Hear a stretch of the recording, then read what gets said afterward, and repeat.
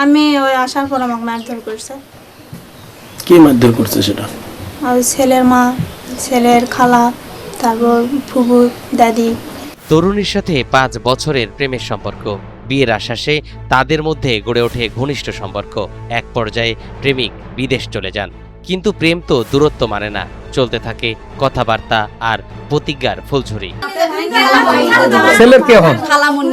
এক পর্যায়ে মেয়ের পরিবারের লোকজন মেয়েকে অন্যত্র জোরপূর্বক বিয়ে দিয়ে দেন, কিন্তু এবারও প্রেমিক তাকে বিয়ের আশ্বাসে সেই সংসার ভেঙে দেয়।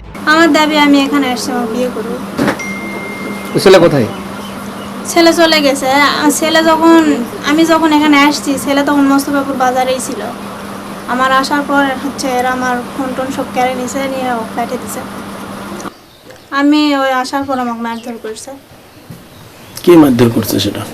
আর ছেলের মা, ছেলের খালা, তারপর ফুফু, দাদি।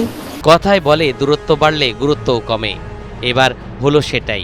সম্প্রতি দেশে ফিরে অন্যত্র বিয়ের প্রস্তুতি নিচ্ছিল প্রেমিক। এমন খবর পেয়ে ওই তরুণী বিয়ের দাবিতে প্রেমিকের বাড়িতে গিয়ে অবস্থান নেন এবং অনশন শুরু করেন। আমি বলবো, আমি ওই ছেলে এখানে থাকতে, মানে মোস্তফাপুর বাজারে থাকতে আমি ওদের বাসায় আসছি। ওরা আমার থেকে আমাকে মারধর করে ফোন টোন কেন কেড়ে নিল? আমি ওই ছেলের নাম্বার আমার সাংবাদিক আমার কাছ থেকে চাইছিল ওর ফ্লাইট আটকানোর জন্য। এরা আমাকে ফোন টোন কিছু দেয়নি। কেন করলো এরকম? ঘটনাটি বগুড়ার দুপচাঁপিয়া উপজেলার চামরোল ইউনিয়নের ঘরম মিয়াপাড়া গ্রামের। ওই গ্রামের মামুন মিয়ার সঙ্গে একই এলাকার লাভলি আক্তারের প্রেমের সম্পর্ক এলাকায় চাঞ্চল্যের সৃষ্টি করেছে। বলিছিল যে কার বিয়া করে থেকে তোমাকে বিদেশ যাবো, এই কথা কইছিল। তাই কথা পালে গেছে। ওর ছেলের বাবা ছেলে সহ পালে চলে গেছে ওখান থেকে, তো ওনার মেয়ে ওখানেই আছে এখন।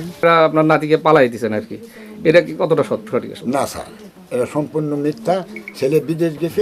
ঘটনা আমার ছেলে বিদেশ যাওয়ার 3-4 বছর এই জায়গায় চলে যায়। ঘটনার পর স্থানীয়রা, ইউনিয়ন পরিষদের সদস্য, স্থানীয় গণ্যমান্য ব্যক্তি ও উভয় পরিবারের সদস্যরা একাধিক বৈঠকে মিলিত হয়েছেন এবং সমাধানের চেষ্টা চলছে বলে জানিয়েছে এলাকাবাসী।